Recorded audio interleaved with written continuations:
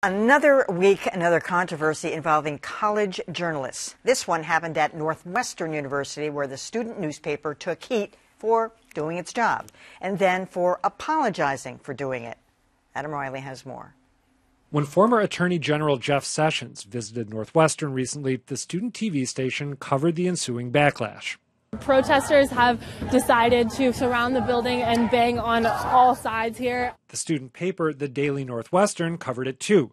But after protesters complained, the paper apologized for tweeting out photos of the protest and using the student directory to ask for interviews. Nothing is more important than ensuring that our fellow students feel safe, the paper said. We failed to do that last week, and we could not be more sorry. Northwestern students seem to approve. I thought it was good that they apologized. I don't think the paper has any right to document who was there. Elsewhere, though, the backlash was intense. Getting mad at a journalist for requesting a comment is like going to the doctor and getting mad at them and saying you're victimized when they ask to take your blood pressure or something of that sort. They're just doing their job. And it wasn't just Fox piling on. Northwestern alum Kelly O'Donnell of NBC News called the apology terribly misguided and deeply worrying. And Charles Whitaker, the dean of Northwestern's Medill School of Journalism, said it sends a chilling message. It suggests that we are not independent authors of the community narrative, but are prone to bowing to the loudest and most influential voices in our orbit. The Northwestern paper's approach contrasts starkly with the Harvard Crimson, which defended its coverage of an anti-Trump protest, and BU's Daily Free Press, which stood by its coverage of a speech by right-wing pundit Ben Shapiro. The purpose of a newspaper is not to take a side, the Free Press explained. It's to provide information to the public so they can take one. Amen to that. All right, we're teaming with journalism professors here, Dan and Jennifer. I'm wondering if you've experienced some of this yourself in some of the journalism classes, this whole thing about being safe. I understand how the community at large would want students to be safe, but when you're covering stories, if you are participating in an event that's in a public place on the campus, you've already put yourself potentially in an unsafe place.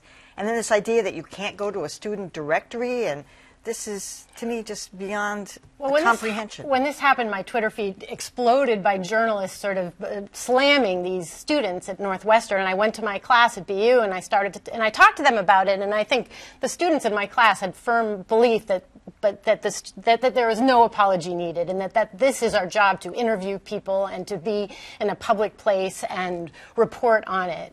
But it is also, I feel like, when you think about, if you look back in history and think about students back in the day, they didn't have to make mistakes so publicly. And so I do feel a little bit bad, the amount of pressure that those students also got. But they learned a big lesson along the way. Well, so Dan, one of the issues was the editor of the Northwestern paper is an African-American, and he said that he realized in retrospect that he wasn't sensitive enough to vulnerable students, and that there was a history of not paying attention to African-American and minority students on campus. I mean, that's good to express that, but if you were to use that same measuring stick on all your stories, you probably wouldn't be able to do a story, right? There's someone who is going to be offended by something at some point in your coverage. And I understand when you look at the Code of Ethics, it's all about doing no harm with the kind. You have to think about that, right? When you're doing an investigative piece, when you're going out to cover a story, you want to make sure that you're not increasing the potential of something happening to the person you're talking to. That doesn't mean you don't do the story, though. You can consider it. You can figure out more sensitive ways to do it. But something like this really, it seems to be falling into this narrative that we've heard time and time again from young people. It's like, well, you can't do that as a journalist. And I, frankly, don't know where it's coming from, because I don't think it's being taught in journalism schools. It's somehow just the current environment where they feel if we don't like something and something's going to make us feel uncomfortable, you're not allowed to do it. Oppressive journalistic norms. Well, I talked with my students about this, and I think that we were unanimous that we couldn't even wrap our minds around the idea that you're not supposed to use the university directory to look up sources.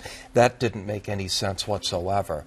I did have a couple of students who were questioning what has been reported to be the obtrusiveness of at least one of the pictures. Yes. And that, I haven't seen it because the photographer deleted it rather quickly.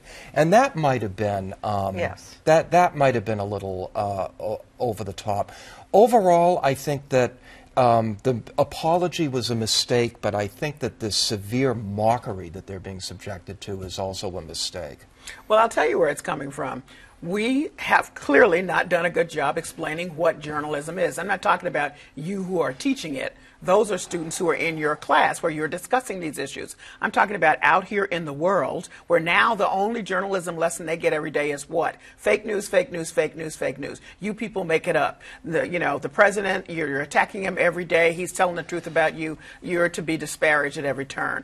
That stuff seeps down, not only in some kind of potential physical harm, but mentally people think, just as Jennifer said about being caged in, that we're supposed to be caged in how you approach reporting what's out there. So I'm not quite sure what being safe meant. I know that here at Harvard with the rally that took place there were some students who were undocumented who felt as though, had I but known somebody's being covered, I didn't agree that I wanted to be outed in this way. Well, in that case, I don't know how they covered the story there. Alert people, we're covering it so that the undocumented students have a way to exit themselves from, being where photographs might be taken or whatever, that kind of thing. But it doesn't mean you don't call ICE and get their response. Of course you do. That's what journalism is. I have thought somehow, most newspapers aren't going to put big, bloody, gory things on the front pages. There is some talk about decorum in a little bit. So those are discussions that newspapers have every day about what people want to wake up to in the morning. So you do, there are discussions that happen everywhere. I didn't think it was about anything bloody. I think it was about identifying students. Yeah. That's where it came down to. No, I was talking about the Northwestern with a girl who felt that somehow her being thrown apparently on she the was ground. crawling through an opening. She was trying to break in, and the guy came down. She was lying down, and he was on top of her. It was unflattering. I just think ultimately, at least nowadays where cameras are everywhere, you have to expect, there's a certain expectation. If you go out and you protest, someone will get a shot of you, and maybe somebody with a camera will be streaming it, and you don't know that, right? And so you just have to be prepared for that. Well, it's two issues here. It's not just that they, covered the rally. Right. It's that they asked for comment from the other people. Well, so that's the part of the journalism that's being disputed by them. That we're saying, no, that's a part of it. Right. Yeah.